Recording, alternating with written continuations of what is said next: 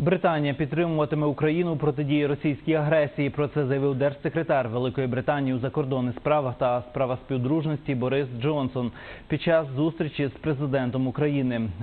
Англійський дипломат запевнив главу держави у незмінності позиції Сполученого Королівства щодо збереження санкцій ЄС проти Росії. Британія, за його словами, відстоюватиме інтереси нашої держави в міжнародних організаціях, зокрема у складі країн Великої Сімки. Також наша держава може розраховувати на продовження співробітництва у сфері оборони. Військові Сполученого Королівства і надалі навчатимуть наших військових за програмами НАТО. Джонсон заявив, що підтримує реалізацію Мінських угод як шлях врегулювання ситуації на Донбасі.